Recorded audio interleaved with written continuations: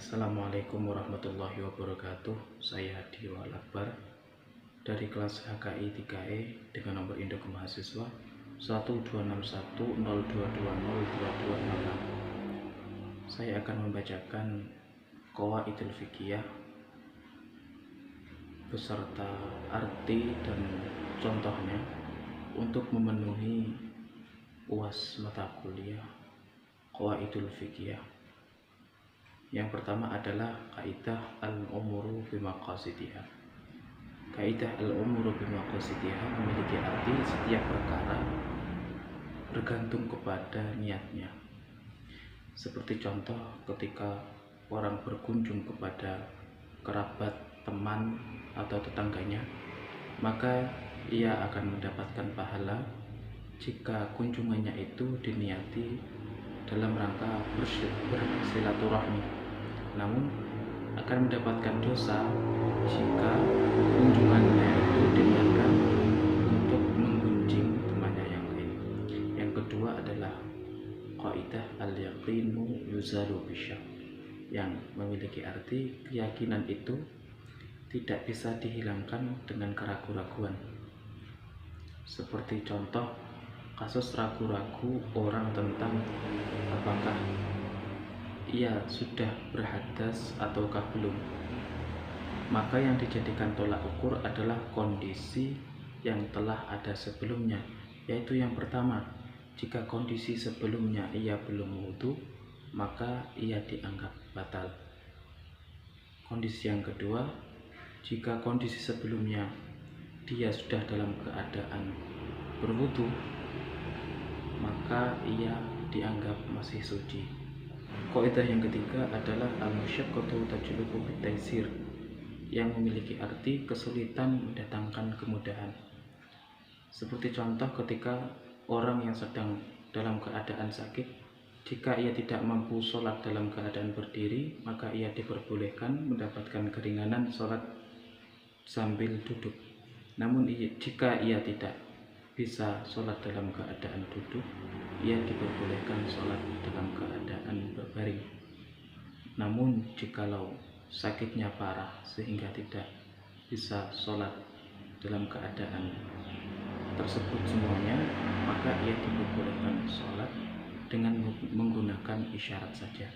Yang keempat adalah kaidah ad-daruru yuzalu, yang memiliki arti kemudorotan harus dihilangkan. Contoh, seseorang dibolehkan bertayamum jika tidak memungkinkan menggunakan air, sebab karena ia sakit atau dalam keadaan kedinginan yang dapat mengancam jiwanya. Selama itu ia boleh menggunakan tayamum. Namun bila sudah memungkinkan menggunakan air, maka tayamumnya batal karena dorornya telah hilang.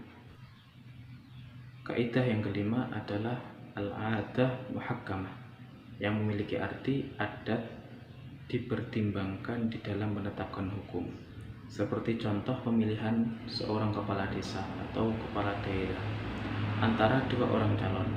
Calon tersebut semisal bernama Abu Bakar bin Umar. Pada saat pemilihan akan memberikan uang 100.000, begitu juga Umar memberikannya kepada masyarakat. Maka pemberian uang ini tergolong kepada adat, bukan suap, karena pemberian uang tersebut merupakan ganti rugi atas upah kerjanya. Kaidah yang keenam adalah tasyriful imami ala ra'yatil manutun bil maslahah, yang memiliki arti tasarruf dari seorang pemimpin atas rakyatnya itu dikaitkan dengan kemaslahatan.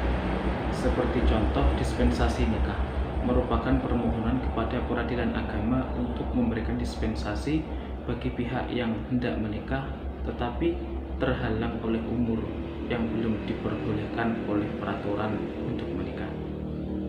Kaidah yang ketujuh adalah al-hudud tasqutu bis-subhat, yang memiliki arti hukuman had gugur karena subhat atau secara samar-samar.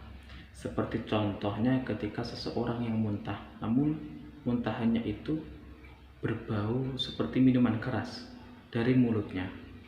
Nah, dalam keadaan seperti ini, orang tersebut tidak bisa dikenakan had karena telah meminum khamr, karena belum ditemukannya bukti yang menguatkannya. Kaidah yang kedelapan adalah al-ijtihad la yunqadu bil ijtihad, yang memiliki arti ijtihad tidak membatalkan ijtihad yang lain. Seperti contoh ketika hakim memutuskan suatu perkara dengan ijtihad, apabila kemudian dia berijtihad lagi dan keputusannya berubah, maka hasil keputusan yang kedua tidak dapat membatalkan keputusannya yang pertama. Kaidah yang kesembilan adalah ar-ridha bi syai' ridha bima yatawalladu minhu, yang memiliki arti rela dengan adanya sesuatu itu berarti telah rela dengan akibat yang akan ditimbulkannya. Seperti contoh ketika seorang suami wajib memberikan nafkah kepada istrinya sesuai dengan kemampuan. Seorang laki-laki yang sudah ridho untuk menikahi seorang perempuan, maka dia juga ridho untuk memberikan nafkah kepadanya. Kaidah yang ke-10 adalah al-wilayatul khassah aqwa minal wilayatil ammah, yang memiliki arti kekuasaan yang khusus itu lebih kuat daripada kekuasaan yang umum. Seperti contoh, yang harus diutamakan menjadi wali dalam pernikahan adalah seorang ayah. Namun selama ayah tersebut ada dan mampu menjadi wali dan sehat dalam keadaan sehat zahir maupun batinnya. Namun jika ayah tidak ada, baik dalam sudah meninggal atau yang lain, maka bisa digantikan seorang kakek, paman, atau saudara kandung laki-lakinya. Kaidah yang ke-11 adalah man ista'jala syai'an qabla anwanih uqiba min hirmanih, yang artinya barang siapa tergesa-gesa dengan sesuatu sebelum masanya, maka dia tidak akan mendapatkannya. Contoh aplikasi kaidah ini adalah jika ada seorang anak yang membunuh orang tuanya, maka si anak tidak akan mendapatkan harta warisan dari orang tuanya sama sekali. Pada kasus ini si anak dianggap telah berusaha menyegerakan sesuatu, memperoleh warisan sebelum waktunya dengan cara terlarang, yaitu membunuh, baik itu dilakukan dengan sengaja maupun tidak sengaja. Kaidah yang ke-12 adalah i'malu al-kalam aula min himalihi, yang artinya menerima satu pernyataan lebih utama daripada mengabaikannya.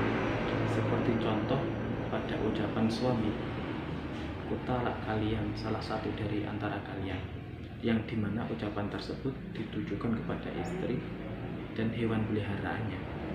Nah, jadi ucapan suami itu jelas ditujukan kepada istrinya, karena talak kepada hewan atau binatang itu tidak sah, maka hukum talak akan berlaku kepada istrinya.